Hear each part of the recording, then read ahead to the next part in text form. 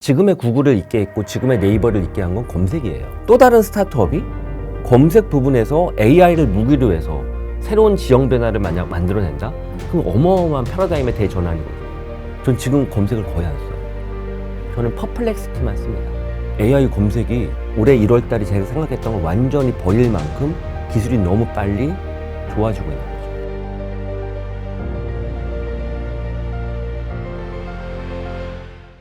AI라는 게 사실상 본격적으로 우리에게 탁 이제 좀 와닿게 체감이 된 게 챗GPT 등장 이후라고 치면 네. 이제 한 뭐 거의 1년 좀 넘었겠죠? 네. 그 기간 동안에는 우리가 AI라는 게 뭘까? 이런 막 생각을 해보고 상상을 해보고 뭔가 그림을 그려보는 상상의 나래를 펼쳐보는 시기였던 것 같은데 점점 이게 스케치가 그려지는 상황인 것 같더라고요. 네. 우선은 막상 써보니까 아는 것도 있고요. 그리고 이제 그런 기술들을 이제 만드는 샘 알트만을 포함한 많은 선도자들이 우리의 기술의 지향점은 이런 단계별로 발전할 거야 라고 기술 로드맵, 서비스의 향후 방향을, 비전을 정리하는 그런 맵들이 나오고 있어요. 그걸 보고서 가늠이 가죠. 예를 들면 한 7월 즈음인가요? 오픈 AI에서 앞으로 AGI로 가는 본인들의 여정, 앞으로 우리들의 계획을 5단계로 나누었어요. 5단계로. 첫 번째가 챗봇이다. 지금 챗GPT처럼 대화하는 AI 서비스다. 이거저거 물어보면 다 알려준다. 챗봇. 두 번째가 추론가라고 했어요. 두 번째, 추론가. 챗GPT 5.1이 있죠. 그게 딱 그거예요. 첫 번째 챗GPT랑 챗GPT 5.1은 이 기본적인 AI 알고리즘이 많이 달라요. 첫 번째 챗GPT는 우리도 할 수 있는 걸 빨리 해주는 거예요. 빨리 해주는 거, 계산을 빨리 해주는 겁니다. 인간도 할 수 있는 걸 빨리 해결해주는 거예요. 그래서 속도가 중요해요. 그러다 보니까 컴퓨팅 인프라가 어마어마하게 리소스가 많이 들죠. 왜냐하면 인류가 축적한 모든 데이터를 이잡듯이 뒤져가지고 우리가 던진 프롬프트에 가장 적합한 확률적인 높은 데이터를 끌어들여서 그걸 정돈해주는 거거든요. 우리도 시간이 걸리지 할 수 있는 거거든요. 그렇죠. 근데 추론가는 우리도 좀 하기 어려운데 저건 고민을 많이 해소될 문제가 아닌데 그걸 해결해 주는 거예요. 추론가는. 예를 들면 어떤 게 있을까요? 예를 들면 우리가 어떤 아이디어를 내거나 아니면 어떤 복잡한 비즈니스 문제를 풀 때는 여러 명이 토론도 하고 고민도 하고 잠도 자면서 막 생각에 빠지고 그러다가 성찰하게 되고 그 탁 튀어나오잖아요. 유레카 이러면서. 그런 것들이에요. 그런 거. 있는 걸 찾는 게 아니라 그게 바로 추론가예요. 맞아요. 그러니까 새로운 아이디어를 계속해서 생각해내는 거네요. 맞습니다. 그래서 챗GPT 5.1은 기존의 알고리즘과 달라요. 그런 이유 때문에 사용하는 GPU나 반도체 칩셋도 좀 다르죠. 그렇겠네요. 그렇죠. 왜냐하면 컴퓨팅 인프라가 중요한 게 아니라 추론이 중요한 거거든요. 그러네요. 기존 데이터에서 찾는 게 중요한 게 아니라고요. 그래서 챗GPT 5.1은 시간이 오래 걸려요. 오히려 시간도 써 있어요. 생각 중입니다. 기다리세요. 이렇게. 기존 거는 어떻게든 빨리 내야 되는 거고. 그러네요. 이게 두 번째 단계고요. 세 번째 단계가 에이전트입니다. 에이전트. 완전 비서화된. 좋게 말하면 이제 코파일럿 도와주는 거고, 나쁘게 말하면 인간 한 명을 대체하는 거예요. 우리 인간은 생각만 하는 게 아니잖아요. 액션도 취하고 수많은 의사결정도 하고, 그리고 우리가 회의 하나를 하는 데 있어서도 얼마나 많은 준비 단계가 있어요. 누구한테 연락도 해야 되고, 왜 회의를 해야 되는지 설명도 해야 되고, 회의를 진행도 해야 되고, 이런 것처럼 한 인간 하나를 통째로 대체할 수 있는 게 에이전트. 이게 3단계. 4단계가 혁신가. 혁신가는 쉽게 말하면 사람도 못하는 걸 하는 겁니다. 아까 못하는 거와 달라요. 이거는 온전히 완결적으로. 그래서 리더가 되는 거예요. 우리가 일을 시키는 게 아니라 거꾸로 혁신가는 우리도 못하는 걸 하기 때문에 이노베이터잖아요. 거꾸로 인간이 AI 명령을 들어 따라가야 될 수도 있는 거죠. 이게 혁신도가 되는 거네요. 예, 혁신가가. 5단계가 제일 무섭죠. 5단계가 뭔지 아세요? 뭐예요? 조직이에요. 조직을 대체하는 겁니다. 그들이 조직이 되는 거예요. 맞아요. 그들이 조직이 되어서 마케팅 부서를 대체하고 기획 부서를 대체하고 영업 부서를 대체. 이게 5단계예요. 지금 오픈 AI는 어디 와 있냐? 2024년도 말 기준으로 첫 번째와 두 번째의 딱 사이. 아직 추론가에 완벽하게 온 게 아니에요. 2025년도가 되면 추론가는 거의 될 것 같아요. 이제 에이전트의 길로 접어드는 거죠. 에이전트의 길부터가 이제 사실은 약간 위험한 거죠. 그러네요. 인간을 대신할 수 있는, 도와주는 비서로 썼으면 더할 나위가 없는데 인간을 위협할 수 있거든요. 그게 아마 이제 2025년도에 펼쳐지지 않을까 싶습니다. 기존에는 사람이 할 수 있는 것들을 보다 빨리 처리할 수 있는 도우미 역할이었다면 맞아요. 앞으로는 사람이 못하는 일들까지 AI가 수행하면서 점차 사람이 능력을 좀 더 상회할 수 있는 야 이렇게 갈 수가 있다. 그러니까 챗봇 1단계는 그냥 계산기 나왔다고 생각하면 돼요. 근데 슈퍼 계산기라 예전처럼 계산을 숫자로만 하는 게 아니라 막 생각도 해주고 막 이러는 건데 네. 글도 써주고 그림도 그려주고. 근데 2단계부터는 이제 조금씩 사람처럼 생각도 하고 문제 해결도 해주는 게 2단계죠. 3단계가 대신하는 거고. 근데 AI 발전이 정말 생각하는 것보다도 훨씬 더 빠르게 발전되고 있잖아요. 그건 확실해요. 근데 이렇게까지 빨리 발전할 수 있었던 가장 큰 원동력이 뭐가 있을까요? 저는 이제 지금의 1년이 예전에 한 10년 같거든요. 네. 예, 근데 그래서 말씀처럼 야 이게 되게 빨리 발전하는 게 맞다. 네. 어제 안 될 거라 생각했던 게 오늘 되고 맞아요. 내일 되겠지 했던 게 오늘 되거든요. 네. 그래서 빠른 건 사실이거든요. 그래서 두 가지 측면을 좀 고민해 볼 필요가 있어요. 첫 번째 질문처럼 왜 이렇게 빠르지? 네. 2번 언제까지 이러지? 그렇죠? 이 두 가지거든요. 네. 왜 이렇게 빠르지의 가장 큰 건 계산력이 빨라져서 그래요. 예, 계산력. 예. 엔비디아의 GPU를 포함해 하이닉스 HBM, 그걸 패키징해서 만든 TSMC의 패키징 기술, 이런 기술들로 인해서 소위 말하는 컴퓨팅 인프라가 전기 에너지가 어마어마하게 공급이 되다 보니까 예전에는 그만큼의 에너지원이 없었거든요. 근데 그 에너지원이 제공이 됨으로써 이렇게 초거대 AI가 발빠르게 다양한 시도를 해볼 수 있는 거라서 첫 번째는 컴퓨팅 인프라의 힘이 커요. 거기에 이제 약간 플러스 알파로 데이터죠. 결국 제 아무리 좋은 컴퓨팅 인프라도 데이터가 없으면 AI가 학습할 수 없거든요. 근데 우리 인류 역사를 잘 보시면 인류 역사의 책으로서 글로써 우리가 수집했던 데이터보다 최근 20, 30년 동안 컴퓨터와 스마트폰, 더 나아가서 수많은 IP 카메라, 그리고 자동차들 안에 중에서도 카메라가 달린 자동차, 이들이 확보한 수집한 측정한 데이터가 어마어마하잖아요. 예, 그 데이터들 덕분에 컴퓨팅 인프라가 만나서 AI로 이거저거 다 해볼 수 있는 환경이 만들어졌죠. 그래서 속도가 빠른 거고요. 빠른 이유는 두 번째, 이거 언제까지 갈까? 지난 2년이 정말 스트레스였고 20년과 같으니까 예전에 전 내년이 정점일 것 같아요. 왜? 이유가 있어요. 왜? 모든 기술은 돈으로 증명이 돼야 돼요. 모든 기술은 머니, 즉 새로운 가치, 돈을 창출하지 않으면 지속 성장할 수가 없다고요. 당연히 그렇지 않나요? 기술은 어쩔 수 없이 투자가 돼야 되기 때문에 그렇죠. 투자된 것만큼 아니 그 이상의 밸류를 만들어내야 되거든요. AI 산업은 크게 네 가지로 구분돼요. 맨 밑에 있는 인프라. 여기 안에 이제 아까 말씀드렸던 반도체 칩셋, 메모리, 그리고 데이터 센터, 그리고 전기 에너지 이런 게 들어간 게 맨 밑에고요.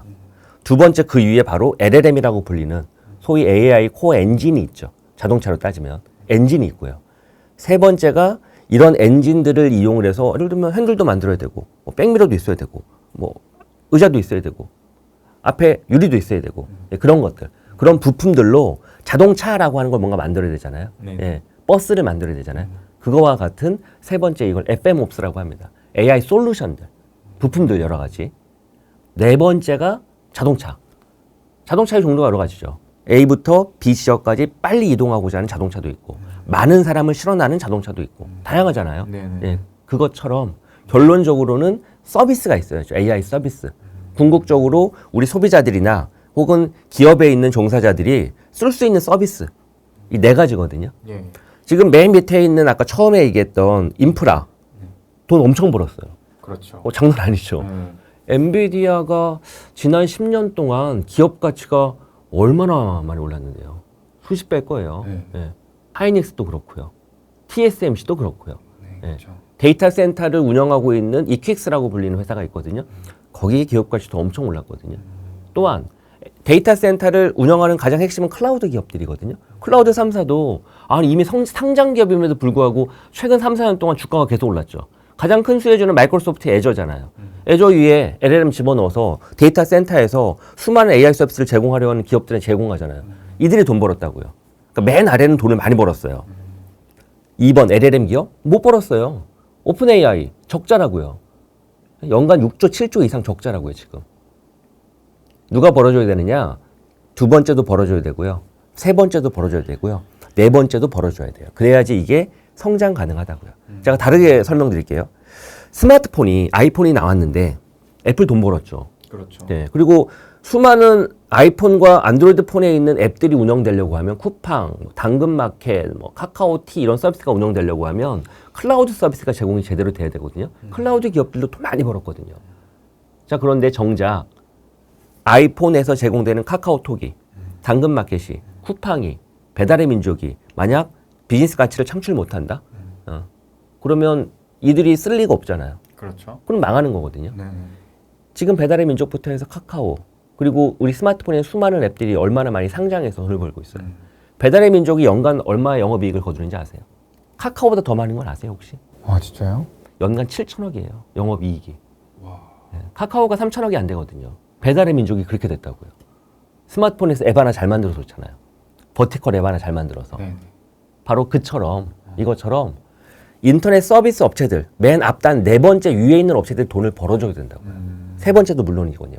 자, AI 산업이 앞으로 성장하려면 2025년도에 맨 아래에 있는 인프라 쪽 말고 2번, 3번, 4번 기업들이 돈을 벌어줘야 됩니다. 그래서 기술이 더 계속 발전하기보다 이제는 증명을 해줘야 될 때가 2025년이죠. 돈으로서 증명을 해줘야 돼. 아, 이 AI 기술로 여기 커머스에 접목해봤더니 커뮤니케이션 서비스에 접목해봤더니 싱글 서비스 AI 서비스를 만들었더니 이게 돈이 되네. 이런 게 앞으로 많아져야죠. 그러려면 이제 기술이 더 성장하는 것보다 이걸 써먹는 기업들이 증명을 해줘야죠. 그게 2025년 본격화되지 않을까 싶어요. 그럼 대표적으로 일단 오픈 AI 같은 기업들부터라도 돈을 벌어야겠네요. 당연하죠. 챗GPT가 돈을 버는 방법이 있잖아요. 네. 네, 챗GPT 유료 버전을 통해서 돈을 벌고 그렇죠.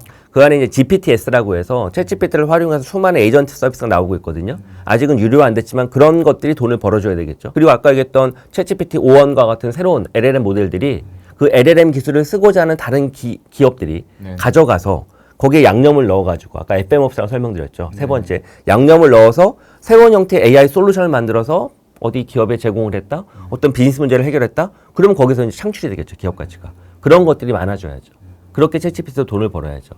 또한 챗GPT의 기술을 가져다가 자기들의 서비스에 접목을 했더니 회사 매출이 2배가 뛰었네. 영업이익이 매출은 그대로인데 비용 절감이 되어가지고 20% 개선됐네. 30% 개선됐네. 혹은 신규 AI 서비스를 만들었더니 없었던 시장이 창출됐네. 이런 기업들이 등장을 해줘야죠. 근데 사실상 이제 방금 말씀하셨던 포인트가 이 기술이 계속 발전되기 위해서는 결국 또 돈이 돼야 돼. 이 밸류가 형성돼야 된다라는 부분이었는데 이게 또 AI는 조금 다르지 않나라는 생각을 내심 들게끔 하는 게 그런 것 같아요. 기존의 PC, 스마트폰이라는 새로운 기술이 탄생할 때는 뭔가 새로운 주인공들이 계속 이끌어가려고 하는 듯한 느낌이었는데 지금은 AI 시대 기존의 주인공들이 이미 많은 부를 가지고 뛰어들고 있는 상황 아닌가? 그러면 이들이 이 많은 돈으로 계속해서 뭔가 성과를 내려고 투자를 하는 입장인데 과연 이들이 내년에 성과가 안 보인다고 스탑을 할까? 이 부분에 대한 고민은 좀 어떻게 생각하세요? 지금 그냥 그 보시기에 네네. AI 쪽 관련해서 지난 3년 동안 가장 도드라진 성과를 냈고 네. 실질적으로 기업 가치나 투자를 받으면서 최고 정점을 끌고 있는 기업은 어디라고 보세요? 일단 엔비디아. 그 다음에 최근에는 좀 메타도 굉장히 눈에 띄는 것 같고요. 네. 다 기존 빅테크 기업들이고 그쵸. 하드웨어 기업이죠. 네. 서비스 기업 중에는 그냥 올인하고 있는 기업, AI에 올인하고 있는 기업은 누가 봐도 오픈 AI예요. 오픈 AI가 최근에 투자를 받았죠. 네. 네. 기업 가치가 얼마인 줄 아세요 지금? 상장은 하지 않았습니다. 그렇죠. 8.8조를 투자받았거든요. 어떤 기업 가치를 보장받고 8.8조를 투자받았을까요? 얼마일 것 같아요 대충? 200조? 정확해요. 200조가 넘어요. 200조예요. 1년 만에 5배를 성장했어요. 상장도 하지 않은 기업이. 예를 들면 전 세계 비상장 기업 중에서 세 번째예요.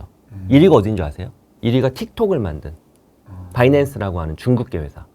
틱톡. 당연하죠. 틱톡이라는 서비스가 뭐 전 세계가 그 돈을 벌어주고 있거든요. 수익이 나고 있거든요. 두 번째는 실체가 좀 아직은 모호한데 스페이스X라고 불리는 뭐 인류에 뭐 달을 가게 한다 뭐 이런 큰 비전을 가지고 있는 회사죠. 세 번째가 오픈 AI예요. 또 다른 포인트 두 번째. 저는 최근에 반성하자면 올해 1, 2월 달만 해도 야 AI가 네. 검색을 대체할 수는 없어. 이렇게 생각했거든요. 진짜로. 왜 그렇게 생각했느냐?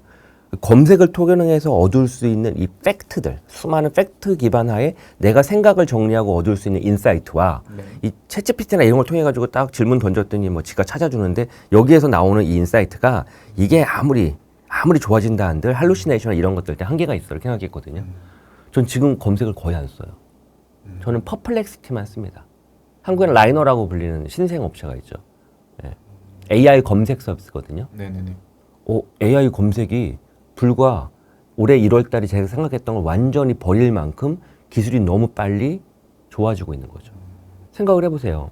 지금의 구글을 있게 했고 지금의 네이버를 있게 한 건 검색이에요. 그렇죠. 그 본질이죠. 맞죠? 네. 그리고 그 검색은 단순히 IT 회사만의 문제가 아니라 우리 부자 TV도 네. 검색을 통해서 들어오거든요. 그렇죠. 수많은 상품들 다 검색 통해서 들어와요. 네. 즉 우리 일상에 끼치는 영향이 어마어마해요. 모든 브랜드들은 자기를 검색될 수 있게끔 최상단의 랭킹창에 띄우려고 노력하거든요. 네. 검색 광고잖아요. 그쵸. 예. 마치 TV에 광고하는 것처럼 네. 신문 광고하고 똑같다고요. 근데 만약 검색이 퍼플렉스티나 이런 신생 IT 스타트업으로 인해서 변화를 한다?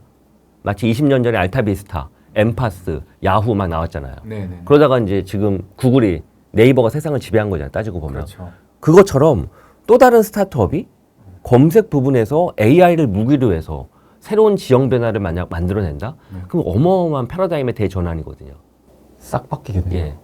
그래서 아까 말씀하셨던 것처럼 아니 뭐 빅테크 기업들이 돈도 많고 막 여기도 있고 하니까 투자하고 당연히 그렇죠. 하지만 기술을 가져다가 네 번째 단계 서비스를 만드는 건 다른 문제거든요. 예전에 온라인 커머스 하면 한국에서 G마켓, 그렇죠. 옥션 떠올랐잖아요. 맞아요. 지금은 쿠팡이잖아요. 네. 쿠팡이잖아요. 예전에 우리 뭐 음식 같은 거 뭐 캐 먹으려고 마트 가면 이마트나 이런 데 갔죠. 롯데마트 갔잖아요. 그렇죠. 지금은 마켓컬리. 그렇죠. 그렇죠. 누가 이렇게 될 줄 알았어요. 즉 정리하면 기술 그 자체보다 맨 앞단에 사용자들이 쓰는 서비스를 AI 기술로 이용을 해서 사용자의 경험을 바꿔버리면 세상이 확 바뀌거든요. 누가 택시를 예전에 스마트폰을 부를 거라 생각이나 했겠습니까? 예전에 상가수첩 뒤집고리고 야식 배달하는 거 주문하려고 생각했지 이렇게 배달 메뉴 눌러서 쿠팡이츠 눌러가지고 뚝딱 하면 배달할 거라 생각도 안 했잖아요. 사용자의 경험을 바꾼 거잖아요. 거기에 무슨 기술이 쓰는지 아세요? 관심도 없어요, 우리는. 중요한 건. 그렇게 우리가 쓰고 있던 기존의 커머스, 커뮤니케이션, 커뮤니티, 그리고 컨텐트, 이런 다양한 검색, 이런 분야에 AI를 기반으로 새로운 서비스가 나온다? 그럼 아까 얘기했던 퍼플렉스티가 보여준 것처럼 새로운 변화가 잉태될 수 있죠. 예전에 물건 산다고 했을 때 생각해보세요. 물건 사면 어디 가요? 백화점 가죠. 네네. 마트 가거나 이런 데 가서. 뭐예요? 눈으로 쭉 아이 쇼핑하고 골라보고 옆에 와가지고 이건 가격이 어떻고 설명하면 괜찮네 이렇게 구매하려고 했지. 지금처럼 가격 비교를 해서 뚝딱 주문하면 내일 아침에 오고 상상도 못했잖아요. 자, 그런데 앞으로 AI 시대가 오면 우리의 주문 방식도 바뀔 수 있다고요. 그렇죠. 검색하는 게 아니라 그냥 물어보는 거죠. AI한테. 이런 고민 있어가지고 뭘 사고 싶은데 어떻게 사는 게 좋을 것 같아? 물어보면 얘가 다 답변해주고 추천해주고 화면에서 정리해주고 가장 싼 가격 그리고 빨리 오는 가격대부터 시작해서 다 알려주고 딱 추천해주면 그걸 보고 고르겠죠. 그게 바뀌는 거죠. 그게 아마존의 루퍼스라고 불리는 AI예요. 아마존이 도입했거든요. 이미 있나요? 이미 도입했습니다. 뭐 이렇게 빠릅니까? 하지만 아마존이 기존의 아마존 쇼핑몰에 AI를 도입해서 그런 경험을 제공하는 거랑 새로운 업체 IT 커머스 AI 스타트업이 등장해서 제공하는 거랑 누가 과연 잘할까? 이건 다른 문제라고요. 그렇죠. MSN 메신저, 네이트온 좋았죠. ICQ라고 하는 메신저도 있었거든요. 근데 우리는 카카오톡, 텔레그램, 라인을 쓰잖아요. 다 이게 신규 스타트업이었거든요.